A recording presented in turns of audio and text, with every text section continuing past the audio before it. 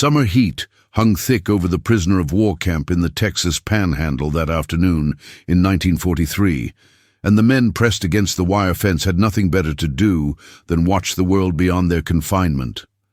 They were German soldiers, captured in North Africa mostly, some from Sicily, all of them still adjusting to the strange reality of captivity in a land so far from anything they had known. The barracks behind them offered little respite from the sun, and so they gathered at the fence line, smoking the cigarettes the Americans provided, squinting against the glare, trying to make sense of this vast and alien landscape. That was when they first saw it, that machine that would haunt their memories for decades to come. It emerged from behind a barn in the distance, a boxy green contraption that looked to their eyes like something cobbled together by farmers with more ambition than skill. The tractor moved across the field with what seemed like painful slowness, its engine producing a steady chugging sound that carried across the open ground. Black smoke puffed from its exhaust stack in rhythmic clouds, and its massive rear wheels turned with deliberate precision, pulling a plough that cut dark furrows into the red earth. One of the prisoners, a young corporal from Stuttgart who had worked in his father's machine shop before the war, started to chuckle. The sound was infectious, and soon others joined in, pointing at the lumbering machine and exchanging remarks in rapid German.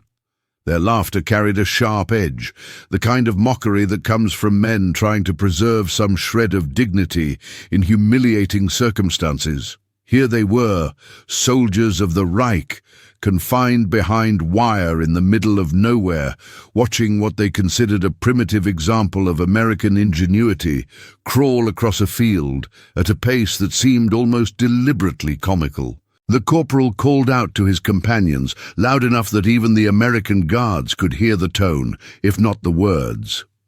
He described the tractor as something that belonged in a museum, a relic of an earlier age somehow still in service.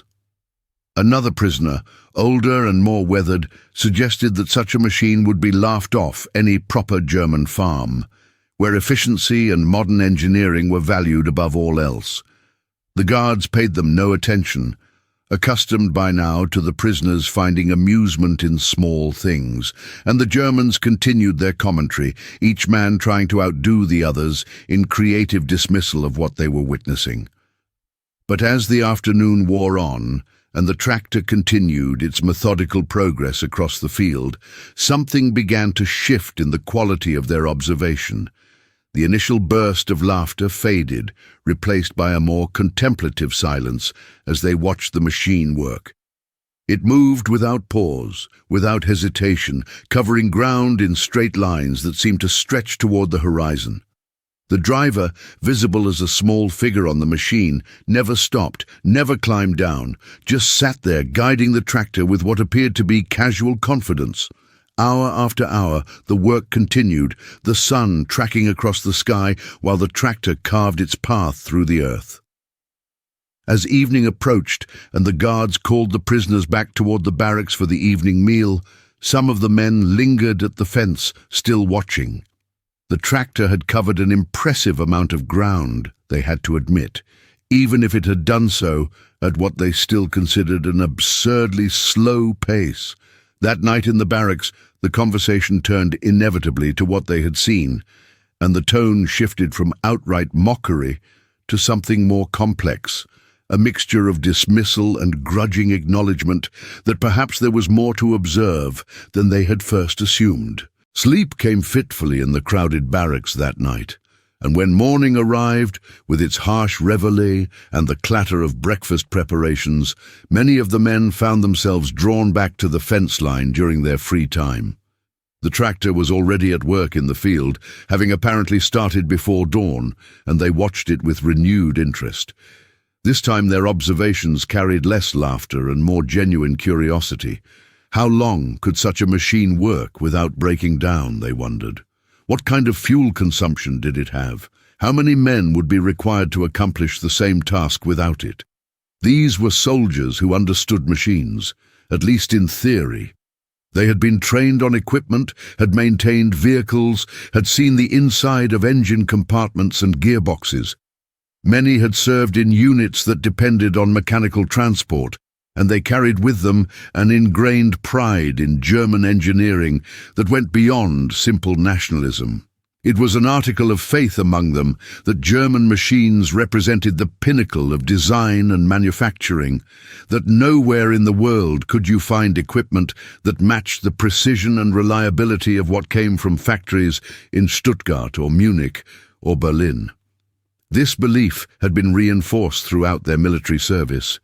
They had driven trucks that handled with surprising agility, operated weapons that fired with meticulous accuracy, maintained vehicles that responded to adjustment with the predictability of fine watches. German engineering was not just a matter of pride, but a fundamental assumption about the natural order of things. Of course, their machines were superior, just as their training was superior, their discipline more refined, their understanding of modern warfare more sophisticated. These were not just opinions, but facts, proven on battlefields across Europe. The American tractor, seen through this lens, appeared almost comically inadequate. It lacked the sleek lines of German design, the elegant integration of form and function that characterized proper engineering. Instead, it presented as utilitarian in the extreme. All exposed mechanics and crude welds, painted in a color that seemed chosen more for availability than aesthetics. When it turned at the end of a row, it did so with none of the smooth precision they associated with quality machinery, instead executing a wide, lumbering arc that used far more space than seemed necessary.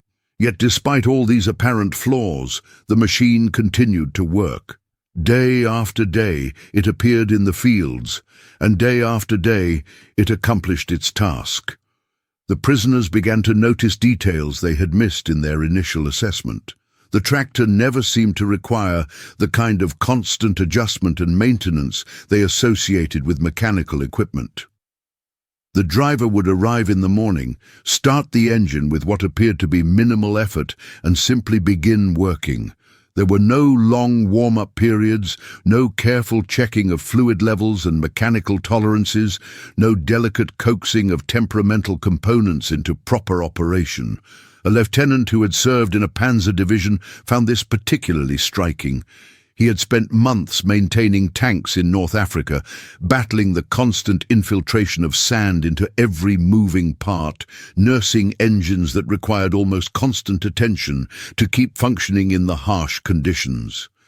A single day without proper maintenance could render a tank inoperable, and even with the best care, mechanical failures were frequent enough to be expected, yet this crude American tractor seemed to simply work day after day, with no more care than filling its fuel tank and pointing it in the right direction. The contradiction bothered him in ways he could not quite articulate. How could something so apparently crude be so reliable? Where was the trade-off, the inevitable consequence of simplifying design at the expense of durability?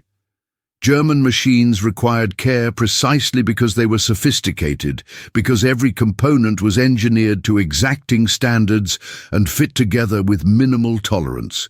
This American approach seemed to ignore all of that, to prioritize something else entirely, though what that something was remained unclear. Weeks passed, and the rhythm of camp life settled into predictability.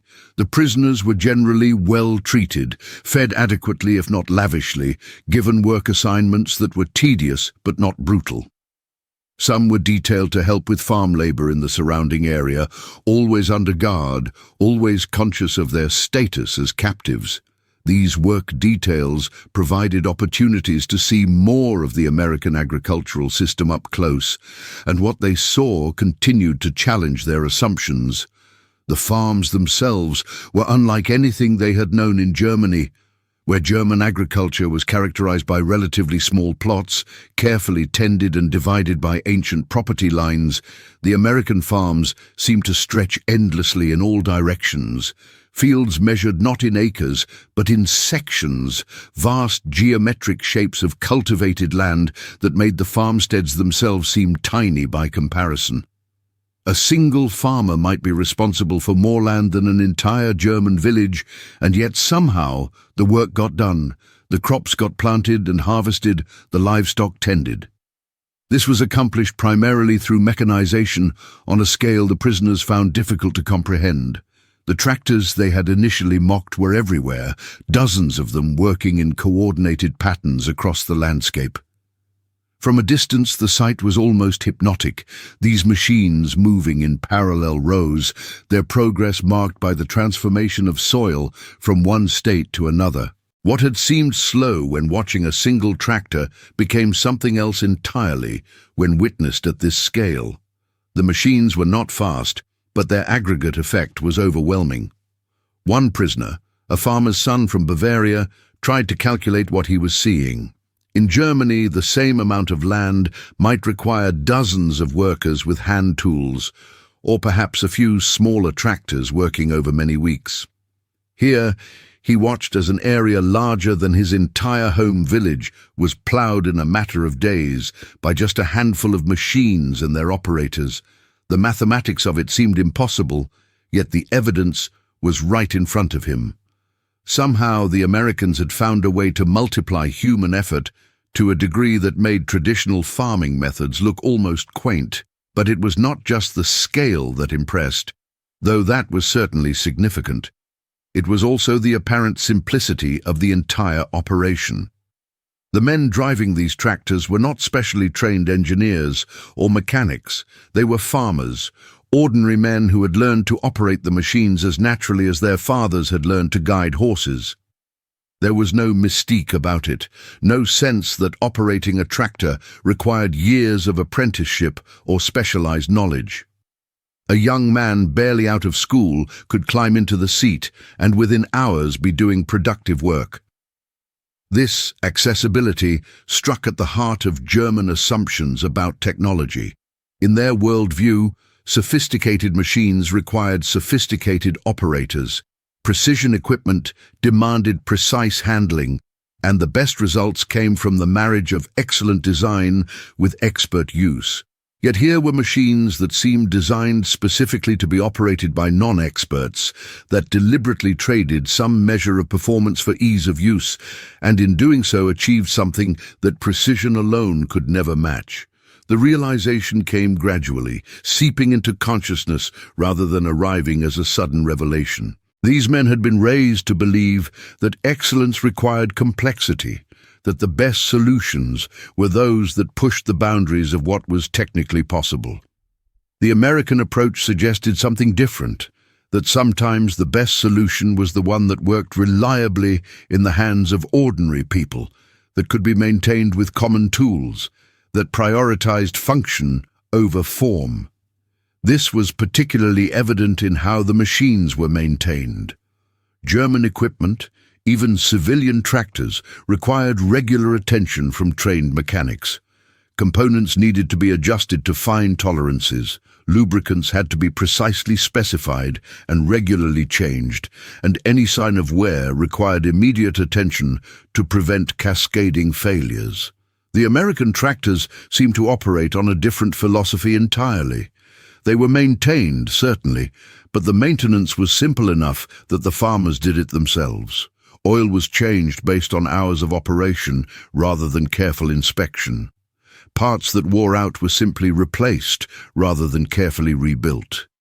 The entire system seemed designed around the assumption that machines would be used hard and repaired as needed, rather than carefully preserved through meticulous care. In the barracks at night, these observations became topics of intense discussion. The older men, particularly those who had held positions of authority, tried to maintain the narrative of German superiority. They argued that what the prisoners were seeing was merely a matter of resources, that America had so much land and so much wealth that it could afford to be wasteful. A German farmer with the same resources could certainly achieve the same results, probably better ones, using the superior equipment available back home. The younger men were less certain. their confidence shaken by the daily evidence of American agricultural productivity. One evening in late autumn, a sergeant who had been detailed to work on a farm returned to camp with a story that became central to the ongoing debate. He had been tasked with helping to harvest corn, working alongside the farmer and his son. The work was done using a mechanical corn picker pulled by one of the ubiquitous tractors, and over the course of a long day, they had harvested more corn than the sergeant had ever seen in one place. The farmer, during a break, had mentioned casually that this year's yield was actually somewhat disappointing compared to the previous year, that weather conditions had reduced the harvest by perhaps 10 or 15%. The sergeant related this to his fellow prisoners with a kind of amazement in his voice. What the farmer considered a disappointing harvest would have been celebrated as exceptional in Germany. The casual way the farmer discussed these enormous quantities, as if they were routine and unremarkable, suggested a level of agricultural productivity that seemed almost impossible. And yet the evidence was undeniable. The corn was real, the numbers were real, and the tractor that had made it all possible sat in the farmyard, silent and unremarkable, already being prepared for the next task. This abundance became increasingly visible as autumn turned to winter. Trains passed near the camp regularly, and the prisoners watched as car after car rolled by, loaded with grain, with beef, with dairy products packed in ice. The sheer quantity was staggering, but what struck them even more was the casualness with which it was treated. This was not a special mobilization or an emergency measure. This was simply normal. The routine output of American agriculture feeding not just the American population, but shipping food overseas to allies and even to occupied territories. The prisoners themselves benefited from this abundance, though the irony was not lost on them. Their meals in the camp, while simple, were more consistent and substantial than what many of them had eaten during the later stages of the war.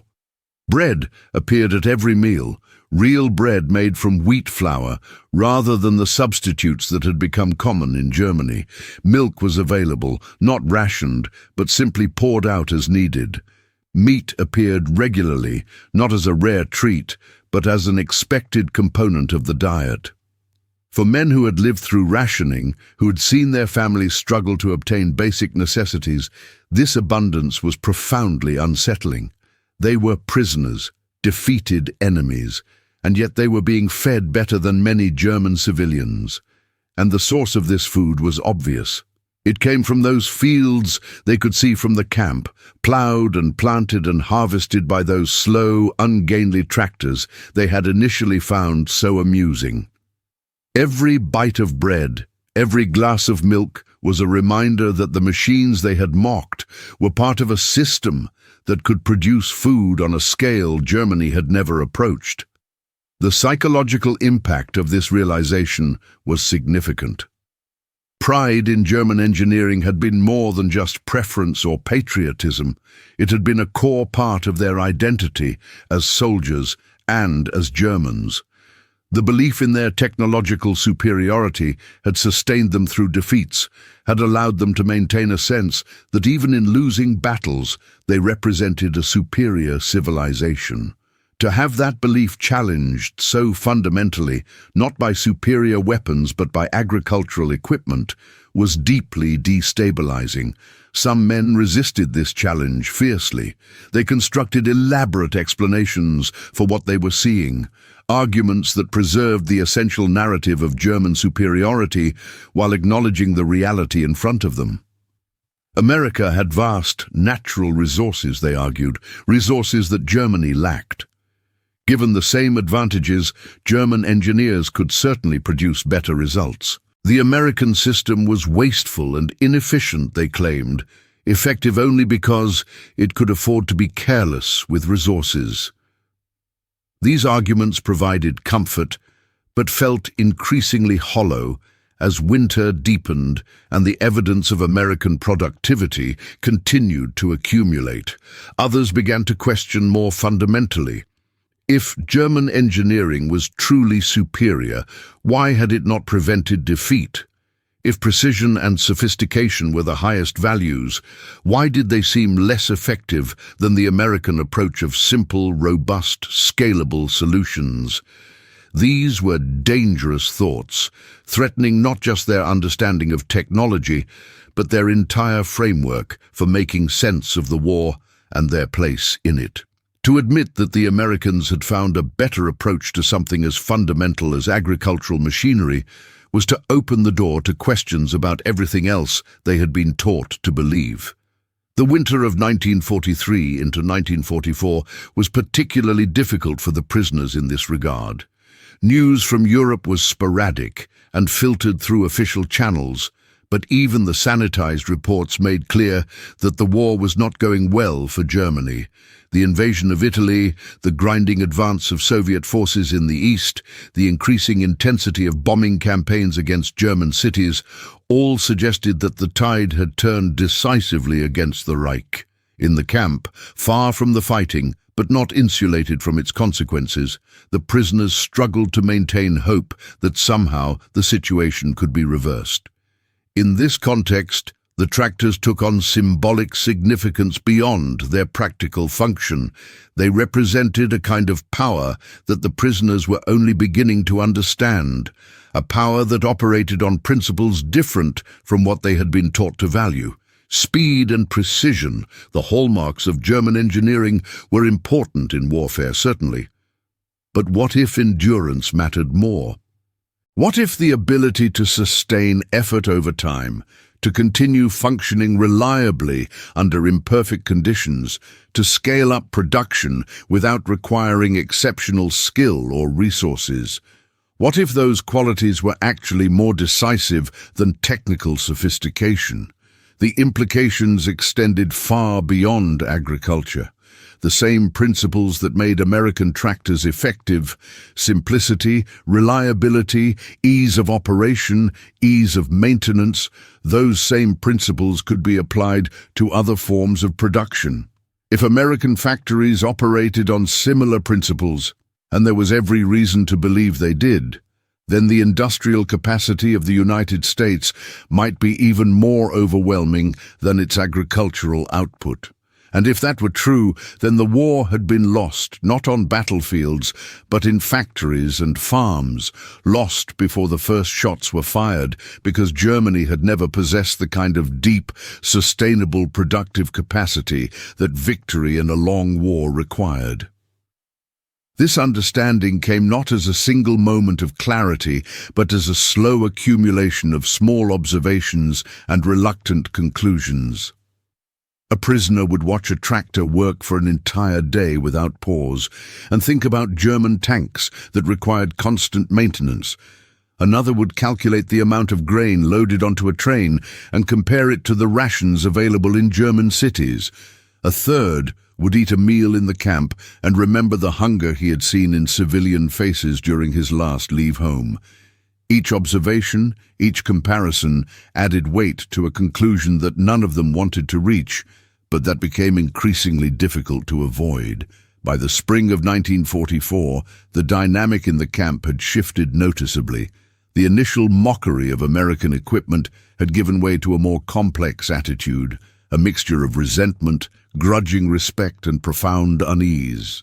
The prisoners still considered themselves superior soldiers, better trained and more disciplined than their captors. But they could no longer maintain the fiction that superiority in arms and training would inevitably lead to victory.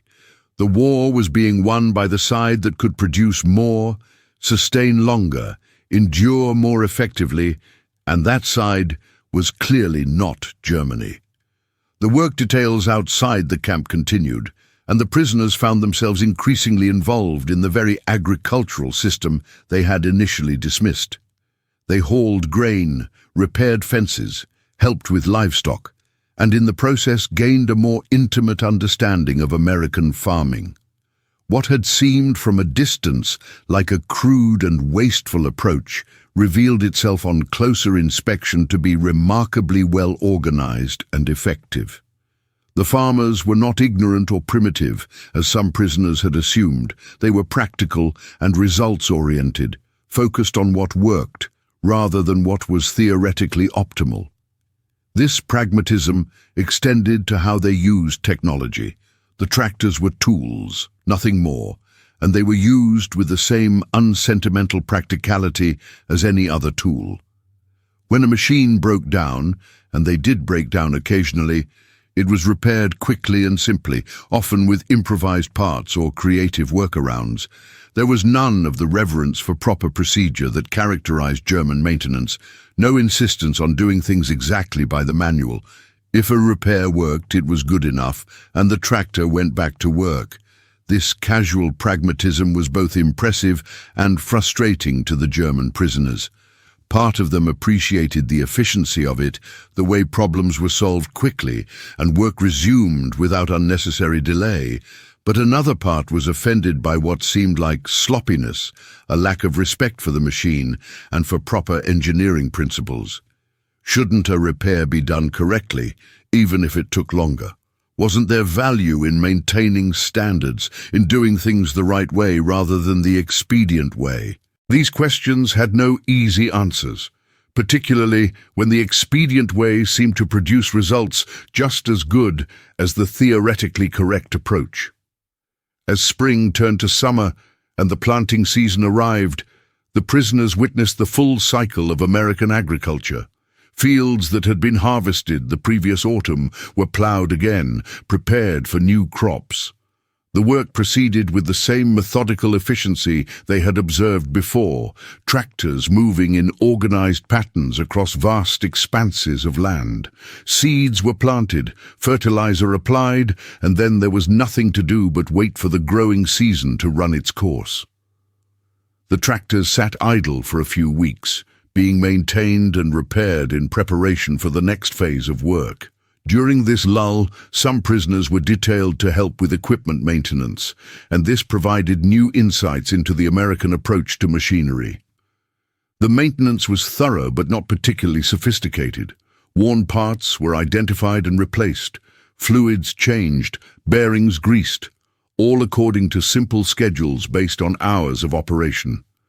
There was no attempt to optimize beyond what was necessary, no effort to squeeze out marginal improvements through careful adjustment. The goal was simply to keep the machines running reliably, and the methods used were well suited to that goal. One prisoner, a former mechanic from Hamburg, spent several days helping to overhaul a tractor engine that had finally worn out after years of service. He was struck by the simplicity of the design, the way components were arranged for ease of access rather than compact efficiency. Parts that wore out regularly were easy to remove and replace, designed with the assumption that they would need to be serviced by someone with basic tools and limited expertise. The entire philosophy was different from what he was accustomed to, less focused on preventing wear through precision engineering, and more focused on making wear easy to address when it occurred. This mechanic shared his observations with others in the barracks, and the discussion that followed was revealing. Some insisted that the American approach was inherently inferior, that proper engineering should prevent wear in the first place rather than simply making it easy to fix.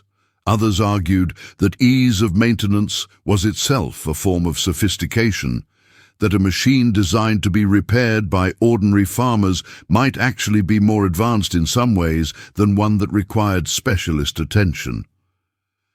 The debate went in circles, neither side fully convincing the other, but the mere fact that such a debate was happening represented a significant shift from the confident mockery of a year earlier. Summer brought the growing season into full swing, and the prisoners watched as the fields transformed from bare earth to green shoots to towering crops.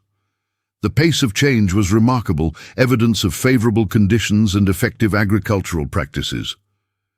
By late July, the corn stood taller than a man, and the wheat fields had turned golden under the sun. Soon the harvest would begin again, and the tractors would return to work, cutting and gathering what had been planted months before. When the harvest did begin, the scale and efficiency of it was even more impressive than the planting had been. New machines appeared, specialized harvesters that could cut and thresh grain in a single operation, pulled by the same tractors that had prepared the fields. The prisoners watched in fascination as these machines moved through the wheat, leaving behind nothing but stubble and depositing processed grain directly into trucks that hauled it away to storage. The entire operation seemed almost impossibly efficient, transforming standing crops into stored grain with minimal human labor. The numbers were staggering when anyone bothered to calculate them. A single harvester and its operator could process more grain in a day than a team of workers with hand tools could manage in a week. The tractors that pulled these harvesters worked from dawn until well after dark, their headlights cutting through the darkness as they continued the endless work of gathering the harvest. And there were not just one or two of these operations, but dozens scattered across the landscape, all working simultaneously to bring in the crops before weather could damage them. For the prisoners, watching this industrial-scale harvesting operation was profoundly educational. This was what mechanization truly meant, not just replacing human labor with machines, but fundamentally transforming the scale and pace at which work could be accomplished. A German farmer with a horse-drawn reaper could certainly harvest grain, but not at this speed, not in these quantities, not with this level of efficiency. The American system was not just an incremental improvement, but a qualitative transformation of what agriculture could accomplish. The food that resulted from this harvest flowed through the camp in quantities that continued to amaze. Fresh corn appeared at meals, along with bread from the new wheat crop. The prisoners ate better in late summer of 1944 than many of them had eaten in years, and the irony was not lost on them. Here they were, captured soldiers of a losing war, being fed by the agricultural output of the very nation that was defeating their country. Every meal was a reminder of the vast productive capacity that stood behind the American war effort. By autumn, as the harvest wound down and the fields were prepared for winter, the conversations in the camp had taken on a different character. There was less argument about whether American methods were effective. That much was obvious. Instead, the discussions focused on why. What made the American approach work so well, and what lessons might be drawn from it? Some prisoners had begun to think seriously about what would happen after the war, about rebuilding Germany, and whether some of these American methods might be applicable there. This was dangerous territory, ideologically speaking. To suggest that Germany had something to learn from America, particularly in an area like agricultural technology, was to question fundamental assumptions about German superiority. The guards in the camp discouraged political discussions, but they could not prevent prisoners from thinking, from observing, from drawing their own conclusions. And the conclusions that many were drawing led in uncomfortable directions. The central question was about values and priorities. German engineering had always prioritized precision, efficiency in the narrow sense, the creation of machines that performed at the theoretical limits of what was possible. This led to impressive achievements, but also to brittleness, to systems that required constant expert attention and that failed under less than ideal conditions. American engineering, at least as evidenced by the tractors and farm equipment, seemed to prioritize reliability, ease of use, and maintainability. The machines were not optimized for peak performance, but for sustained effectiveness under real-world conditions. Which approach was better? The question had no simple answer, but the war seemed to be providing one nonetheless. Precision and sophistication had not prevented German defeat. In fact, one could argue that the very characteristics that made German equipment impressive, its complexity, its need for skilled operators and maintainers, its sensitivity to conditions, had contributed to Germany's difficulties. Meanwhile, the simple, robust, endlessly reliable American machines kept working, kept producing, kept feeding the armies and populations that were grinding Germany down. As 1944 turned into 1945, news from Europe became increasingly grim. The Allied invasion of France had succeeded, German forces were in retreat on multiple fronts, and the strategic situation was clearly hopeless. In the camp, the prisoners struggled with this reality, trying to maintain morale, while understanding that the war was lost, and that their return home, whenever it came, would be to a defeated and devastated country. In this context, the lessons of the tractors took on new significance. If Germany was to be rebuilt after the war, and everyone assumed it would need to be, then perhaps there were things to learn from the American approach. Not to copy it exactly, German conditions and culture were different, but to understand the principles behind it and adapt them appropriately. The idea of machines designed for ease of use, for reliability under imperfect conditions, for maintenance by non-experts. These were concepts that might prove valuable in a Germany that would likely face shortages of skilled workers and resources.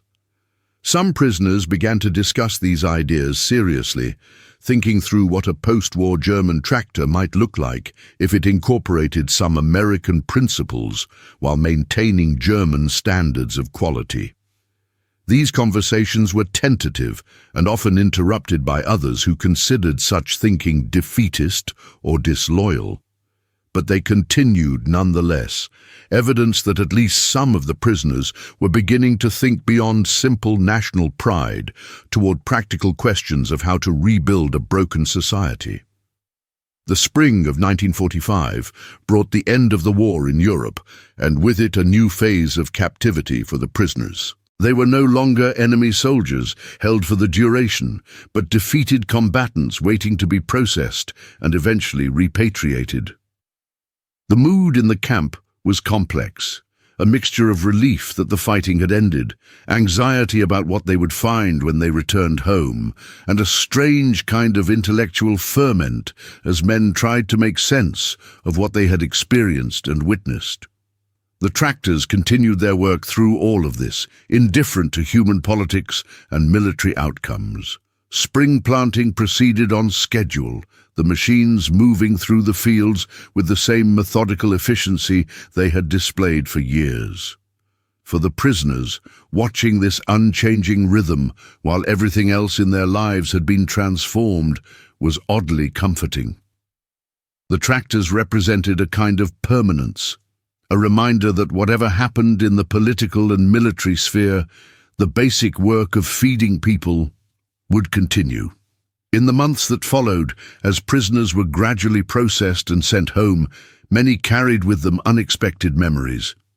They had expected to remember battles, comrades, the experience of captivity.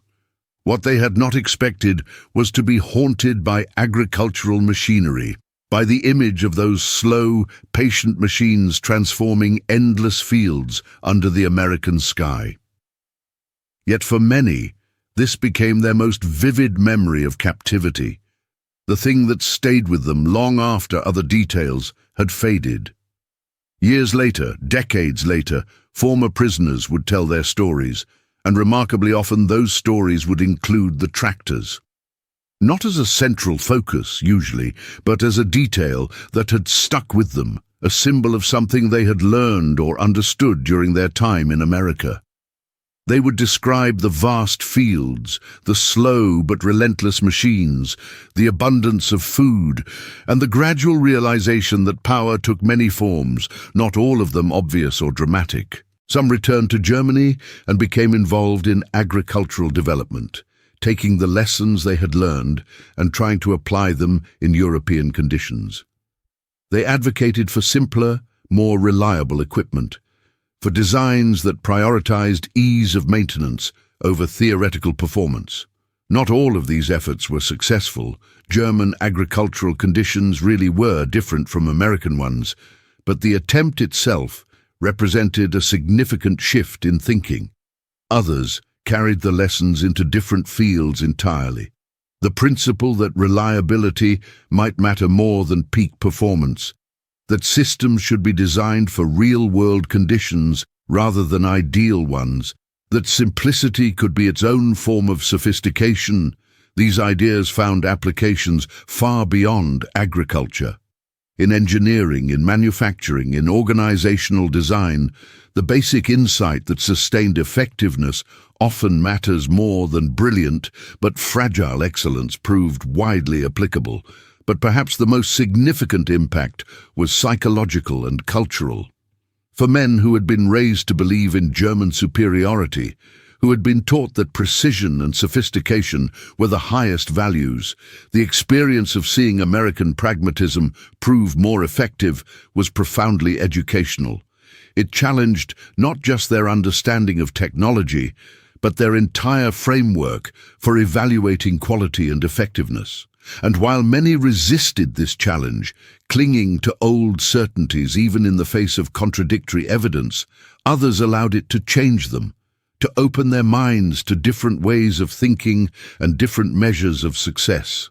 The tractors themselves were nothing special, just machines doing work they had been designed to do. But to the men who watched them from behind barbed wire, who saw them day after day transforming the landscape, who ate food produced by their tireless labor, they became something more. They became symbols of a different approach to solving problems. An approach that valued endurance over brilliance, reliability over optimization, practical effectiveness over theoretical perfection.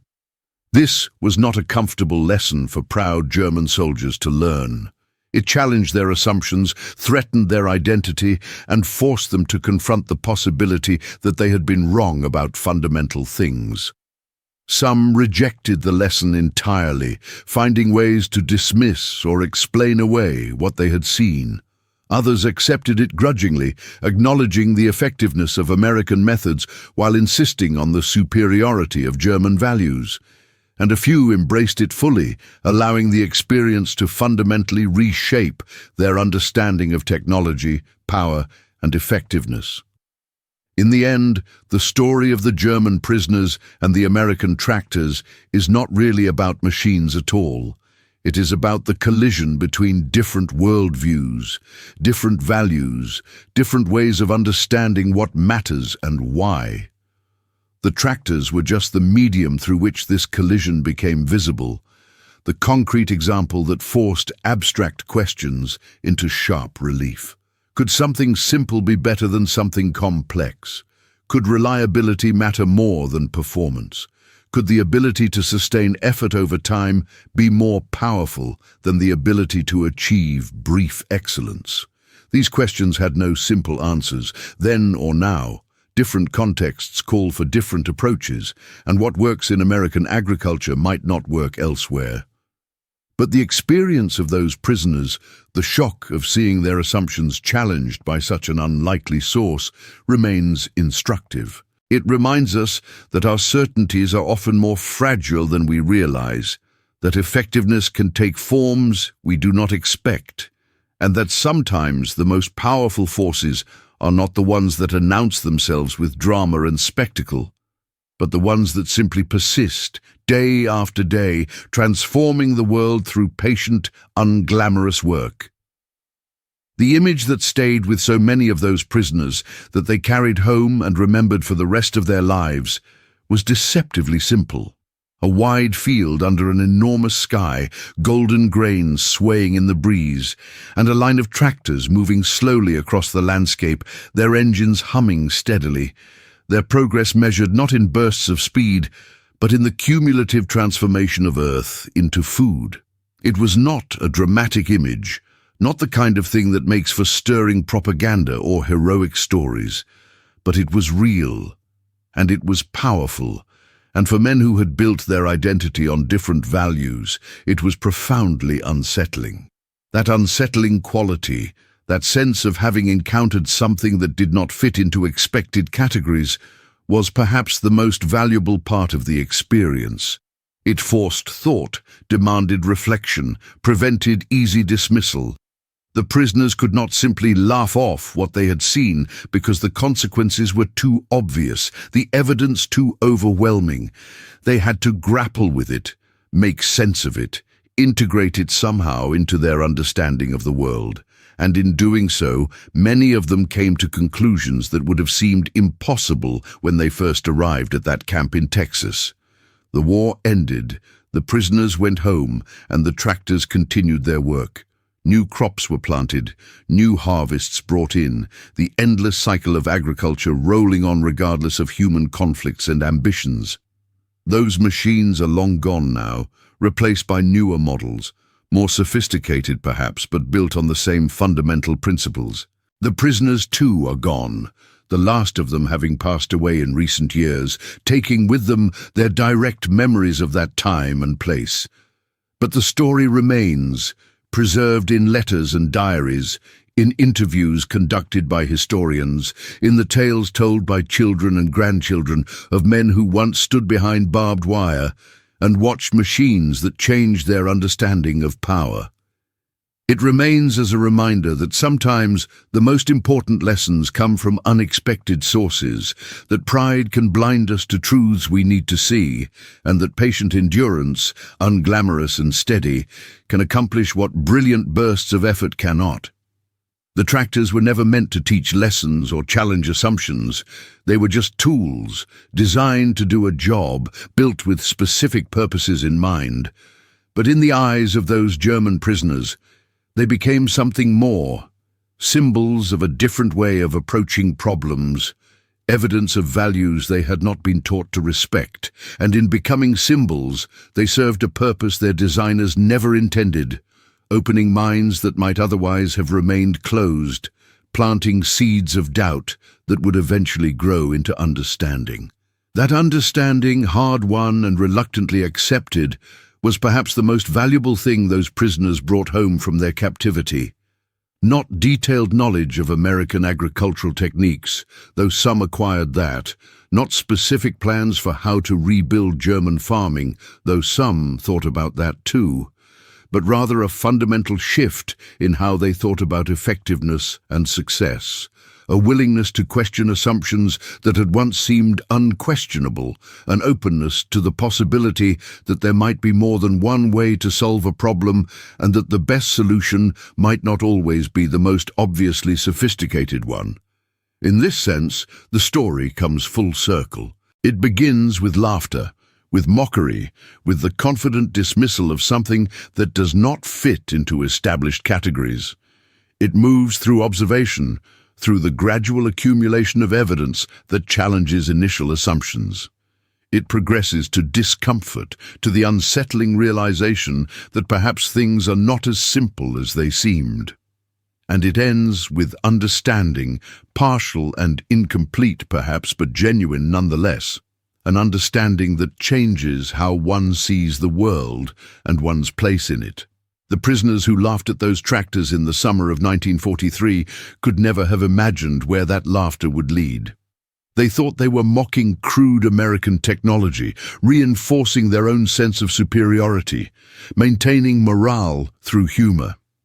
Instead, they were beginning a journey of discovery that would take them places they never intended to go, forcing them to confront uncomfortable truths and eventually, for many of them, emerging with a more nuanced and realistic understanding of what actually matters when it comes to technology, power, and success.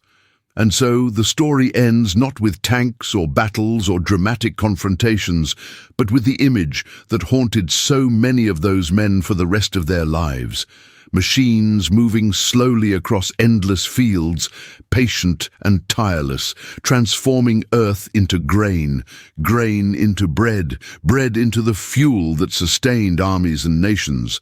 Simple machines doing simple work, but doing it so effectively, so consistently, so reliably that they became more powerful than any weapon, more decisive than any single battle, more important ultimately than all the sophisticated engineering that Germany had been so proud of. That image, burned into memory by months of observation and reflection, carried a lesson that transcended its immediate context. It spoke to fundamental questions about how we measure value, how we define success, how we understand power. And for men who had been forced by circumstances to confront these questions in the most personal way possible, who had seen their certainties crumble and their assumptions challenged, it became a touchstone, a reminder of what they had learned in that unlikely classroom behind barbed wire in the Texas heat. The tractors are gone now, worn out and replaced long ago. The camp where the prisoners watched them has been dismantled, returned to farmland or development. The men who laughed and then fell silent have all passed away, their direct testimony lost to time. But the lesson remains, preserved in the historical record, passed down through families, remembered by those who study these things. It remains as a reminder that power takes many forms, that effectiveness can look different from what we expect, and that sometimes the most important lessons come from the simplest, most unlikely sources. In the end, perhaps that is the real story, not about tractors or prisoners, or even about war and defeat, but about the human capacity to learn, to change, to see the world differently when circumstances force us to look closely at what we had previously dismissed. The German soldiers who arrived in Texas in 1943 were certain of their superiority, confident in their values, proud of their heritage and achievements. The men who left years later were different, changed by what they had seen and experienced, carrying with them lessons they had never expected to learn from sources they had never expected to respect. And those lessons, uncomfortable as they were, proved more valuable than any of the certainties they had arrived with, because they were true, tested not in theory but in observation, confirmed not by propaganda but by the evidence of their own eyes. The slow tractors had taught them what brilliant teachers and sophisticated arguments could not, that patience can be more powerful than speed, that simplicity can be more effective than complexity, that the ability to endure and persist can matter more than the capacity for brief excellence. These were hard lessons for proud men to accept, but accept them they did, because reality left them no other choice. And in accepting them, they became wiser, more thoughtful, better equipped to face whatever future awaited them in a defeated and devastated Germany that would need rebuilding from the ground up.